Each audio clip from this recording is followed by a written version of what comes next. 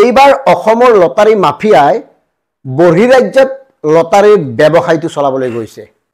অসমৰ ক্ষেত্ৰত উচ্চতম ন্যায়ালয়ে যি নিষেধাজ্ঞা আৰোপ কৰিছে তাৰ পিছত অসমৰ কুখ্যাত লটাৰী মাফিয়াসকলে নতুন পৰিকল্পনা প্ৰস্তুত কৰি এইবাৰ মেঘালয় অৰুণাচললৈ এই উপহাৰ কুপনৰ নামত লটাৰীৰ বেপাৰখন সম্প্ৰসাৰণ কৰিছে। আমি ইতিমধ্যে কৈছিলো অসমত কেনেকৈ একাংশ লটাৰী মাফিয়াই উপহাৰ কুপনৰ নামত বৃহৎ সিন্ডিকেট চলাই আছিল, কেনেকে জালিয়াতিত লিপ্ত হৈছিল, কেনেকে লাখ লাখ টকা আত্মসাৎ কৰিছিল, কেনেকে সাধাৰণ জনতাৰ ভাগ্যক লৈ এওঁলোকে ব্লেকমেইল কৰিছিল। আৰু এতিয়া অসমত নিষেধাজ্ঞা কৰাৰ পিছত এই চক্ৰটোৱে অসমৰ বাহিৰলৈ ঢাপলি মেলিছে।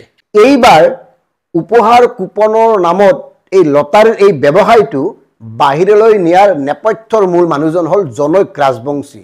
জনৈক ৰাজবংশী নামৰ লোক এজনৰ লটাৰী মাফিয়া এজনৰ নেতৃত্বত এটা দলে, এই দলটোত বঙাইগাঁৱৰ মানুহ আছে, মানে উজনি অসমৰ মানুহ কিছুমান আছে, তেওঁলোকে বিভিন্ন ধৰণৰ যোগসূত্ৰ স্থাপন কৰি বহিৰাজ্যৰ একাংশ দল সংগঠনক মেনেজ কৰি, দল সংগঠন মানে তাৰ স্বেচ্ছাসেৱী কিছুমান সংগঠনক লগত লৈ উপহাৰ কুপনৰ নামত লটাৰী খেল অনুষ্ঠিত কৰিছে।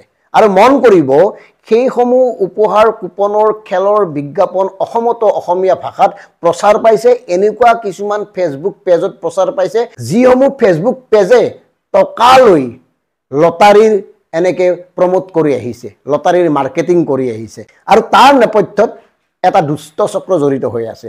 আৰু এওঁলোকে এনেকে সামাজিক মাধ্যম ব্যৱহাৰ কৰি সাধাৰণ মানুহক প্ৰলোভিত কৰি লটাৰী টিকট বিক্ৰী কৰি আছে। আৰু খেলটো গমেই পায় 2 নম্বৰকে কেনেকে খেল হয়, আমিতো কৈছোৱে আগতে, কেনেকে বাহিৰৰ মানুহ আনি খেল পৰিচালনা কৰাৰ নামত সাধাৰণ জনতাক মূৰ্খ সজায়। আৰু সেই একেই কাৰবাৰ হ'বলৈ গৈ আছে এইবাৰ অৰুণাচল, মেঘালয়, নাগালেণ্ড আদি ৰাজ্যসমূহতো। গতিকে আমি ডিজিপি মহোদয়ক অনুৰোধ জনাম, এই যে লটাৰীৰ চক্ৰ, এই যে মাফিয়া ইতিমধ্যে অসমত অনাথ আশ্ৰমৰ নামতো লটাৰীৰ নামত দুৰ্নীতি কৰিছে। অসমত এনেকুৱা একাধিক লটাৰী খেল অনুষ্ঠিত হৈ গৈছিল যাৰ তথ্য প্ৰমাণ আমাৰ লগত আছে, তেওঁলোকে তাত জালিয়াতি কৰিছিল। আৰু সেই চক্ৰটোৰ লগত জড়িত লোকসকলে এতিয়া বহিৰাজ্যত এই ধৰণৰ কাম কৰিবলৈ আগবাঢ়িছে। গতিকে আমি ডিজিপি মহোদয়ৰ জৰিয়তে মেঘালয় বা অৰুণাচল বা অন্য ৰাজ্যৰ আৰক্ষী সঞ্চালক প্ৰধানসকলক এটা অনুৰোধ জনাব খুজিছোঁ, ইয়াৰ বিৰুদ্ধে তদন্ত কৰক। কাৰণ এই চক্ৰটোৱে সাধাৰণ জনতাৰ ভাগ্যৰ লগত খেলি লাখ লাখ টকা আত্মসাৎ কৰে, জালিয়াতি কৰে। এওঁলোকে ঘোষণা কৰা নামী দামী পুৰস্কাৰ কোনেও নাপায়।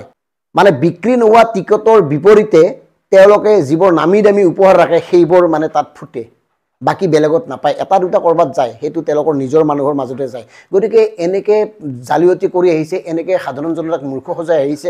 অনাগত সময়ত নাগালেণ্ড, মেঘালয় বা অন্য ৰাজ্যত অসমৰ কোনবোৰ লটাৰী মাফিয়াই জনৈক ৰাজবংশীৰ নেতৃত্বত তাত খেলা অনুষ্ঠিত কৰি আছে তাৰ তথ্য আমি লৈ আহিম। ধন্যবাদ।